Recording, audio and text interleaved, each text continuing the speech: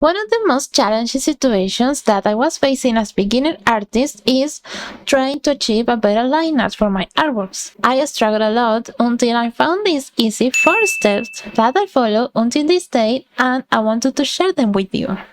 What's up everyone, I am Hime, a bee artist and illustrator.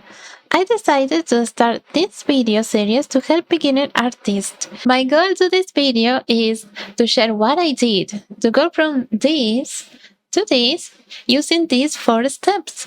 But first, a small disclaimer.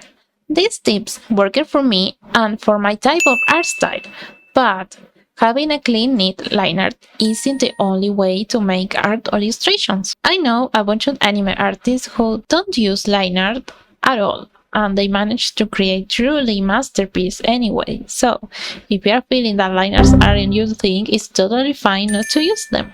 For me particularly, line arts are important because that is where I start to settle the foundations of my illustrations.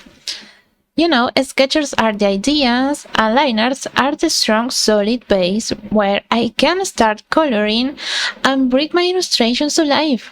So, at least for me, it was important for my art style to achieve a good one. The first step that helped me to make a good line art was big canvas, a small brush size. One of my beginner's mistakes was working on a very small canvas, and every time I wanted to zoom in and work some details deeply, I just couldn't, and my line art was looking so bad. So I started working on a big canvas. Now I usually work in an A4 size with 350 dpi, and I use a small brush size like 4 to make my line arts. I heard this tip from Sasuchi and decided to give it a try, and she was right. It was a game changing for my line arts. The next tip I give you is regarding the sketch stage, and it's connected to the previous one. Don't use a brush too big on your sketches. This is simply because you will need to follow the sketch lines to create your line art, and if the sketch lines are too thick, you are using a small sized brush, you might feel lost and you will start to struggle, just because creating harmonic lines will be very hard to achieve by following a sketch very thick lines. In my case, I use a brush size no bigger than 18 or 20 for my sketches. The brush choice is also important. That's why my next tip is choose the correct brush for your line arts. But how?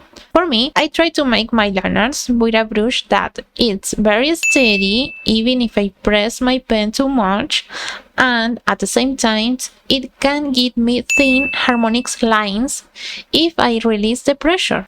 There is a lot of brush choices out there. No matter what programs you use to draw, just take your time, give it a try, and choose the one which makes you feel more comfortable. Or, if you're just like me and you can't find anything you like, create your own brush. I will leave the link to my own custom brush set for Clip Studio Paint and for site in my description. The next thing that I did to improve my line art was fill some of the intersections. This will add an extra touch, and it can be very useful on the coloring stage by saving you time while you are filling with the base colors. Saving time while you are doing art is very important. Just give it a try and then tell me if it worked. The next tip is color your line art. This is a part of the final touches stage. Once I have everything shaded and ready to finish, I color my line art choosing the darkest tone of my color palette of every part. I really like the final result. I think it helps to integrate the line art to the rest of the illustrations. You know it's there, but thanks to this tip, it's a little less obvious and helps to bring the character more to life than just leave the line art in a black tone. So tell me, have you tried these tips before? It worked out? Or maybe you tried something different? I would love to read it in the comments below. Thank you so much for sticking with me. I wish you a lovely day. I will see you on my next video. Bye bye!